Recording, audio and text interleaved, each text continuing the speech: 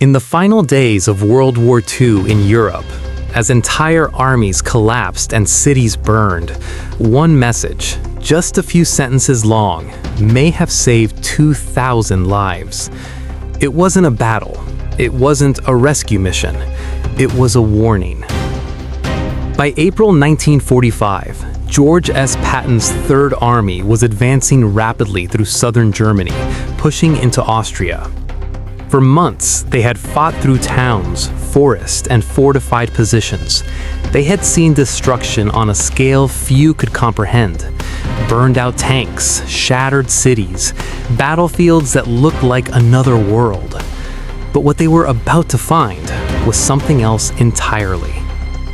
Scattered across the region were camps, not always the massive, infamous complexes later shown to the world, but smaller facilities, transit camps, labor camps, hidden in plain sight. Places where human beings were reduced to labor until they could no longer work, and then discarded. Inside were prisoners from across Europe. Poles, French civilians, Soviet soldiers, Hungarians, Czechs. Some were political prisoners, others had simply been in the wrong place at the wrong time. To the system that held them, it didn't matter. The men discovering these camps were not inexperienced. They had survived some of the most brutal fighting of the war. They understood violence, they understood death. But this felt different. Battle had rules, even if they were brutal ones. Two sides, a cause, a fight. What they found in these camps had no such structure. There was no battle here, no resistance, only suffering, carefully organized. Officers later wrote about it, trying to describe what they saw. Many said the same thing. This was not war. This was something else.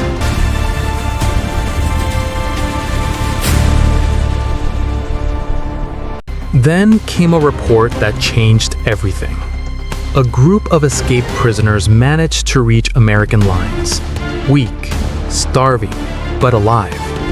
They told a story about a camp not far ahead, roughly 2,000 prisoners still inside. A second source, a local civilian, confirmed the location. The camp was under the command of an SS officer named Karl Dressel.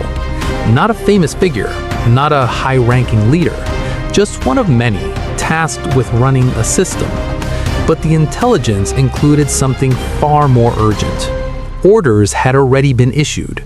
As the Nazi regime collapsed, many camps were being cleared. Prisoners were not to be liberated. They were to be eliminated, and the evidence destroyed. This camp was on that list. When the report reached headquarters, there was no time to waste. Patton immediately asked one question. How fast can we get there? Under normal conditions, a relief column could arrive in about a day. That wasn't good enough. He pushed harder. What if speed was the only priority? The answer came back. 3.5 hours if everything went perfectly. Patton didn't hesitate. He gave the order. Move immediately. But then, he did something unexpected. Instead of waiting for the column to arrive, he sent a message directly to the enemy commander. The message was short, cold, precise. He informed Dressel that American forces were on their way, that they would arrive within hours. And then, he made it personal. Every prisoner found alive would count in Dressel's favor. Every death would count against him. Then came the warning. If harm came to those prisoners, Dressel would not be treated as a soldier. He would not be protected by the rules of war. No excuses, no following orders, only consequences. Those who saw the message later described it as one of the most direct threats ever sent during the war. Then, there was nothing to do but wait. The column moved as fast as possible. Every minute mattered. Inside the camp, something changed. Prisoners would later describe it. The guards became restless, then strangely quiet. Something was happening, but no one explained it. No one knew about the message. No one knew how close they had come to death or survival. 4 hours after the column departed, a report came in. The guards were gone. When American troops reached the camp, the gates were open. Inside, they found nearly 2,000 prisoners, alive, barely, starving, weak, on the edge of collapse, but alive. Medical teams rushed in immediately. Food, supplies, emergency care. For many, survival would still take months, but they had been given something they didn't have before: a chance. That night, Patton wrote in his diary. He didn't dwell on the message. He didn't speculate on what had caused the outcome. Fear, timing, doubt. It didn't matter. What mattered was simple.